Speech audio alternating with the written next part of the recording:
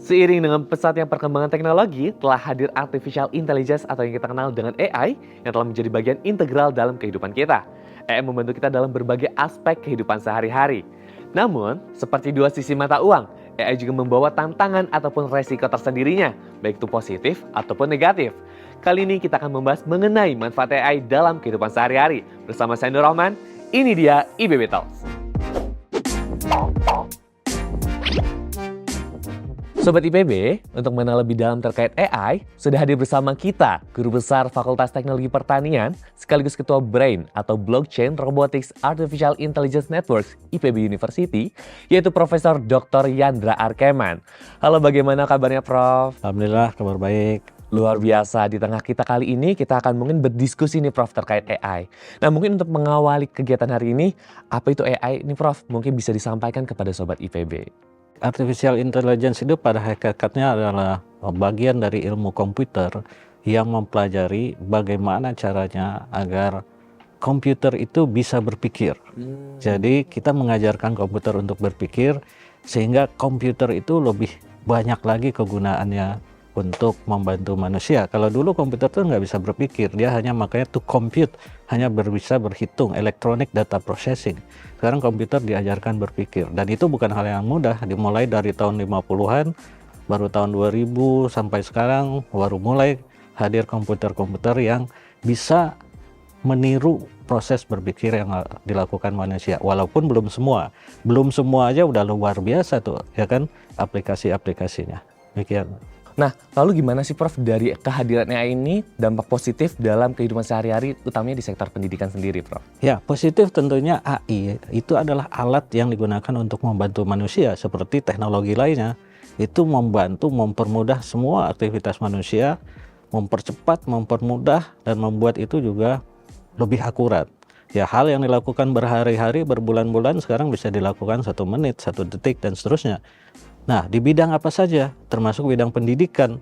Di bidang pendidikan kita bisa menggali ilmu, ya, knowledge mining, knowledge acquisition, ya, memperoleh ilmu bisa dengan belajar bisa lebih cepat, dan proses belajar mengajar juga bisa lebih cepat, lebih baik, dan juga lebih presisi sesuai dengan kebutuhan dari student, ya. Kita pelajari kebutuhan student apa, maka kita ajarkan yang sesuai dengan kebutuhan, namanya precision education. Nah, proses menghasilkan ilmu baru juga bisa lebih cepat dengan kehadiran generatif AI saat ini. Harusnya segala sesuatu yang dipelajari, ya, yang harus kita pelajari berbulan-bulan, kehadiran AI itu dipelajari bisa dihasilkan informasi itu dalam 1 menit, 1 detik. Jadi harusnya kemajuan teknologi itu lebih cepat. Ya, minggu depan kita bisa ke planet Mars harusnya. Kenapa? Kita sudah tahu bagaimana cara menghadirkan oksigen di planet Mars, bisa menghadirkan kehidupan planet Mars. Gimana caranya kita kalau memang ilmu itu sudah kita pelajari dengan cepat. Itu contoh sederhana, ilustrasi sederhana. Wow, ternyata teknologi AI ini berkembang sangat pesat itu dalam sektor pendidikan, ini bermanfaat banget ya Prof? Sangat bermanfaat. Nah, lalu terkait kehidupan seharian ini Prof, mungkin boleh disampaikan kepada Sobat IPB, apa sih contoh aplikasi dalam kehidupan sehari-harinya? Wah, kehidupan sehari-hari itu banyak sekali, ya, banyak sekali, dan kita sudah merasakan. Satu contoh, kita pakai Google Map, ya. Bagaimana orang dituntun jalan ke suatu tempat itu sudah pakai AI, ya kan? Ada data, ada knowledge di sana. Kalau di sana macet, if di sana macet, then take this ini kan, this rute ini, rerouting. Kenapa dia bisa rerouting dan segala macam. Kedua, dalam bidang kesehatan, orang diagnosis penyakit sekarang dokter nggak perlu lagi lama-lama mendiagnosis penyakit. Dia lihat bahkan dengan face recognition, ya, ada suatu teknologi sekarang. Dilihat dari face recognition, dilihat di kamera, kemudian dari pantulan wajahnya itu kita bisa melihat orang ini sakit apa, bahkan obatnya apa. Nah, yang lebih canggih lagi, retina recognition. Di orang sakit itu retinanya kelihatan bahwa dia sakit atau besar. Dari situ bisa kita melihat recognition. Nah, kalau kita berada di IPB, ya kan, IPB juga ada fakultas kedokteran, tentunya berguna juga. Kalau IPB misalnya di pertanian, kita melihat tanaman ini sakit apa, perlu pupuk apa, perlu air berapa. Kita lihat, kita lihat dari image recognition dari daunnya, kita tahu apa kebutuhan dari tanaman ini, nutrisi apa yang dibutuhkan. Salah seorang mahasiswa saya membuat identifikasi daun. Jadi daun ini potensi untuk obat atau tidak dengan smart identification system menggunakan genetic algorithm, machine learning, dan itu dia lakukan dan itu sangat bermanfaat. Jadi kalau kita petik daun ini bisa jadi obat. Nah itu kita bisa melakukan hal seperti itu dan banyak lagi luar biasa banyak lagi penggunaannya. Wow, berarti kayak ibarat kata gini ya Prof, kalau mungkin dulu kita pengen mempelajari suatu tumbuhan itu kan perlu penelitian dan pembelajaran masa yang panjang ya. Ya. Tapi dengan ada AI kita itu bisa mempelajari dengan singkat. Ya. Dan itu ternyata dampak positifnya langsung di dalam kehidupan sehari-hari. Namun nih Prof, Ya. ternyata dalam menggunakan AI juga kan memiliki dampak negatif ya Prof. Bagaimana terkait privasi dan keamanan data dari masing-masing individu tersendiri? Iya, sebenarnya ada atau tidak ada AI kita menghadapi privasi data kita digunakan. Tapi mungkin yang ditanyakan adalah dengan ada AI kita secara masif melakukan training, perlu data, nah data ini punya siapa dan kita lalu menyebarkan data itu dan tidak ada privasi dan seterusnya. Nah, apa yang saya sampaikan adalah non-disclosure agreement. Misalnya kita mempelajari data tanaman di Indonesia, ya hanya orang kita yang bisa mempelajari. Negara lain tidak bisa mengambil data kita untuk keperluan mereka. Jadi kita sendiri, yang saya pernah menulis juga di media massa, kedaulatan data kita itu harus ditegakkan. Nah, kedaulatan data itu bisa dilakukan kalau kita paham tentang AI, paham juga bagaimana kita melindungi data kita itu, ya. Oke, luar biasa sekali. Berarti tadi memang pasti keamanan data itu pasti akan selalu dihadapi. Pasti sebenarnya ada AI, nggak ada AI, dan 100 tahun lagi juga kita berhadapan dengan itu sesuai dengan zamannya. Zamannya sekarang kita melindungi dengan teknologi.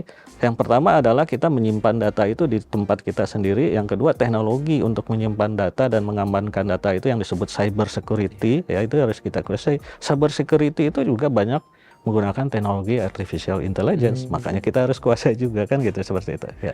Oke, nah kalau tadi mungkin kita implementasi ke teknologi banget nih Pak.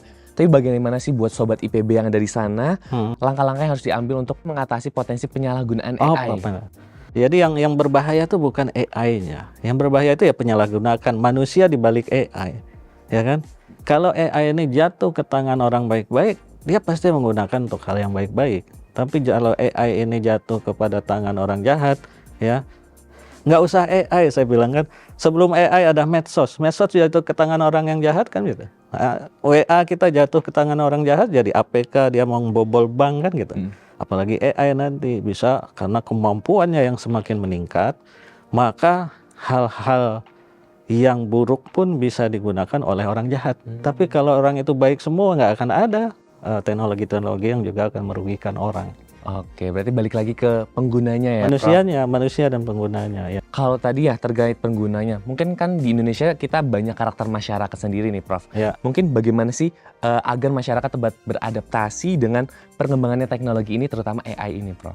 Ya, artinya kalau untuk beradaptasi kita harus masyarakat Indonesia dari semua golongan, dari yang tua, yang muda, yang pintar, yang pendidikannya masih belum cukup, ya terus berusaha untuk mempelajari AI ini, ya AI ini terus dipelajari agar mereka literate, paham, ya tidak buta, tidak terhadap AI, tahu kegunaannya dan tahu juga bahaya-bahayanya. Tidak kalah pentingnya pemerintah, masyarakat selain melakukan edukasi terhadap masyarakat itu juga melakukan pembentukan akhlak. Nah itu perlu, karena agar orang ini jadi orang baik-baik, ya kan? Betul. Nah, berarti kan memang balik lagi ya Prof, itu penggunaannya. Tapi gimana sih mungkin caranya kita memastikan bahwa AI ini bisa digunakan dalam kebaikan di masyarakat sendiri? Ya, memastikannya kita harus sekali lagi melakukan edukasi. Kita beri literasi kepada masyarakat agar terus memahami. Satu, teknologi itu harus dipahami. Kita nggak bisa nyatakan itu baik atau buruk kalau kita nggak tahu apa itu. Makanya belajar terus kan. Lifelong learning. Kalau untuk generasi lifelong learning, ya kita harus terus belajar sampai kita memahami. Dan kita tidak hanya menjadi pasar dari AI, kita menjadi inovator-inovator, ya kan. Jadi generasi muda menjadi penemu AI, pencipta AI. Duduk sama rendah, berdiri sama tinggi dengan orang-orang dari negara maju. Oke, berarti kalau tadi salah satu lah tipsnya edukasi ya Prof. Edukasi. Nah, Lalu gimana sih Prof terkait peran pendidikan sendiri nih Prof untuk mempersiapkan generasi mendatang bisa bekerja dan berdampingan juga dengan AI ini? Nah, Prof? itu yang penting, berdampingan. Ya, kadang kata berdampingan itu berarti AI bukan musuh kita. Betul. Kita menggunakan hidup berdampingan dengan AI. Nah, itu pernah saya tulis juga, manusia dan robot cerdas itu harus hidup berdampingan, kolaboratif, ya, collaboration yang disebut dengan kolaboratif AI. Nah, ini penting, tapi kita nggak bisa bekerja sama kalau kita nggak tahu itu AI itu apa, kegunaannya apa, dan seterusnya. Untuk itu, ya, kurikulum perguruan tinggi semua itu harus ada AI-nya. Kedokteran 2 SKS AI, hukum 2 SKS AI, ya. Pertanian kita sudah, IPB sudah lebih dulu menurut saya, kan semua ada logical thinking dan algoritma kalau nggak salah, itu untuk semua departemen udah bener tuh kan.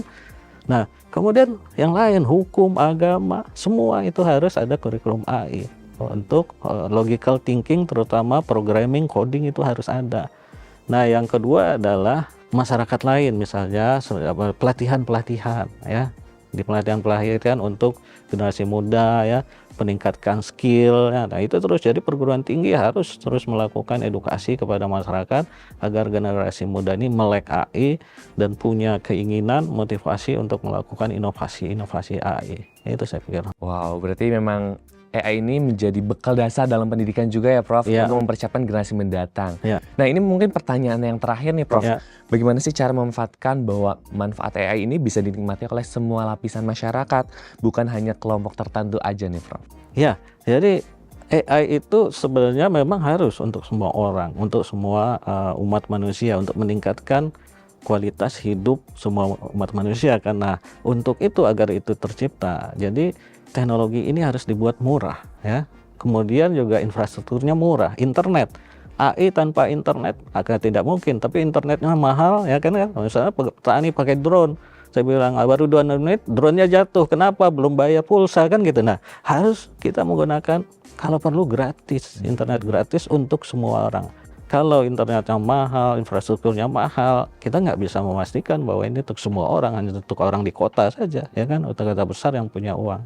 Itu yang penting. Nah, di negara-negara, sebagai contoh yang saya tahu, di negara Cina atau Tiongkok itu mereka sudah sampai ke petani-petani itu bisa mengakses internet dengan biaya yang kecil sekali. Di Amerika Serikat juga seperti itu. Nah, kita kalau ingin negara kita ini menjadi juga negara yang menguasai teknologi digital, kita juga harus berusaha agar infrastruktur ini murah untuk semua masyarakat. Wow, luar biasa. Berarti memang balik lagi ke masing-masing individu juga ya, Prof. Karena manfaat AI ini bisa dirasakan ke seluruh lapisan masyarakat. Ya, harapannya dengan teknologi ini bisa memudahkan bagi seluruh masyarakat juga. Baik, terima kasih banyak Prof. Yandra telah berkenan hadir dan sharing-sharing terkait AI kepada Sobat IPB.